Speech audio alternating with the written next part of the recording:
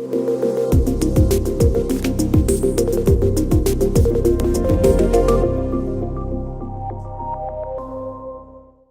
I'm Lana with Red Eyes. Yes, it's okay to be white. It's okay to love being white. It's okay to want to live around other white people. And it's okay to prefer your own people. Everyone else does.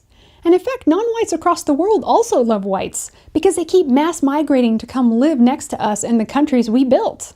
But once they go to college, they turn into Rudy Martinez from Texas State University. He wrote a piece for the University Star titled, "Your DNA is an Abomination." Yes, he's talking about white people. His trope goes on about how only a few white people are decent, that white people are an aberration, how he hates us because we shouldn't exist. Oh, and white death means liberation to all. So is Rudy going to off himself for the greater good since he possesses some European DNA? Whiteness is a form of racial oppression, sure. The suggestion is that it is somehow possible to separate whiteness from oppression, and it is not. There can be no white race without the phenomenon of white supremacy. To be white is a mortal sin in the wacky church of anti-whiteness. That's right, if white people were genocided, there would be world peace. Daily life would be unicorns and gumdrops across the globe. All those tribal wars in Africa and the conflict in the Middle East, it would simply cease to exist. The third world would become the most prosperous places on the planet. And Mexico would have the most advanced space program. If only white people didn't exist. But if you confront an anti-white, they'll spout cultural Marxist mumbo-jumbo and say they're not really talking about killing off white people, just the social construct of whiteness. They have to twist and contort, do back handsprings to try and excuse the fact that they're really attacking the very existence of white people. No. Okay. So, is how whiteness is defined. And I can stand up here and read this to you, but I'd rather you guys read it. So can I get somebody to read the first bullet point of how whiteness is defined? Socially and politically. Oh. They believe the white race is a social construct, but all of a sudden they see white when it comes to telling them to die off or give away their stuff. Rachel Dolezal is a product of the idea that race doesn't exist and whiteness is a social construct that must be denounced and destroyed. How'd it work out for her? You know, what is whiteness or blackness, or, you know, what does it mean to fall in between, or in what ways are we who we are? I'm not part of that owning, praising, living whiteness. Like, that's not me. Well, being able to distance yourself from that is kind of a privilege, right? Being able to say, you know what, I don't want anything to do with the whiteness. Distancing yourself from privilege is privilege? When the police show up, I can't say, whoa, whoa, whoa, whoa. Just so you know, I'm not black. I'm actually white. It doesn't work that way. Part of me wonders, are people actually saying you have privilege and you've been privileged, or are people more interested in just calling me white? If race is just a made-up idea, then Rachel is right. She can identify as black. No, it's white privilege that she's able to walk away from her whiteness. All of a sudden, the white race does exist, and whiteness cannot be separated from a white human being. Every white person is guilty of it, even if they denounce their own race, have black kids, and fight for black interests.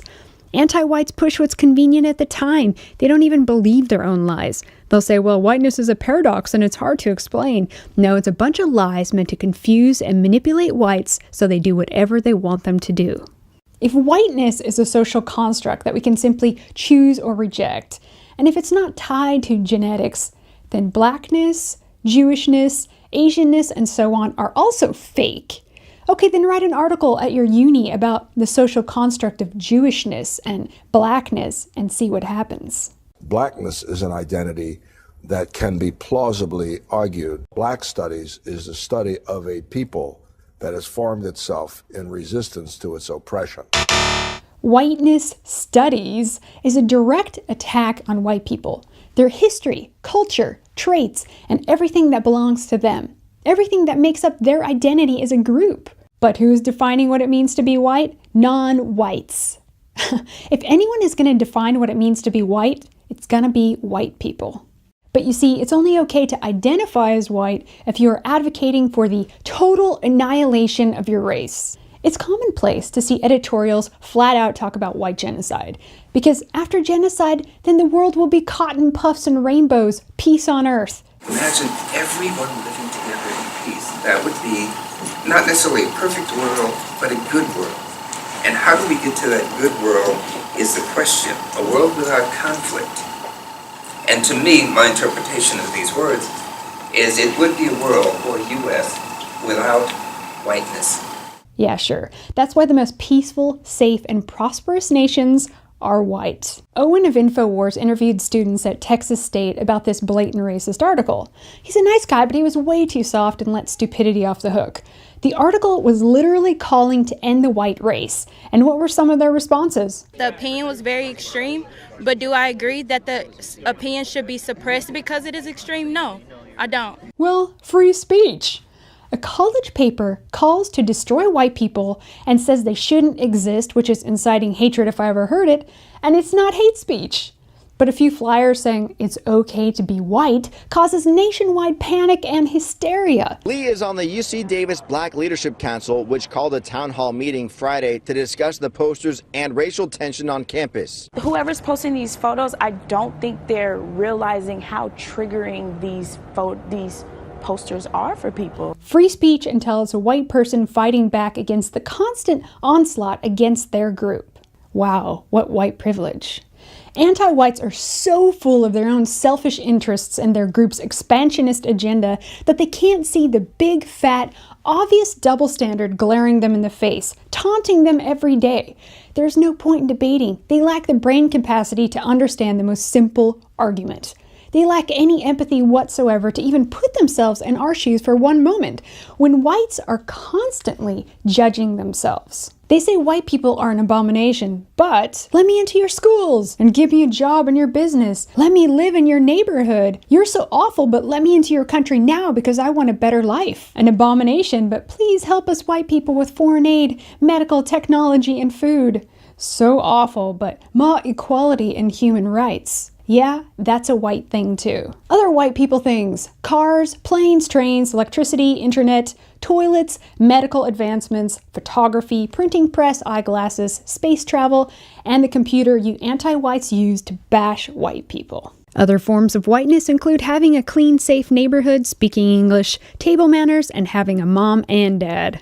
I could spend hours talking about the good things white people and our whiteness has brought to humanity, but anti-whites are too dim-witted or too full of hate and envy to realize and admit that most of what they use and think on a daily basis is courtesy of white people. Forget that, more racism, more slavery, more stolen land, and the funniest of all, white men stole these inventions. They stole it right out of our heads.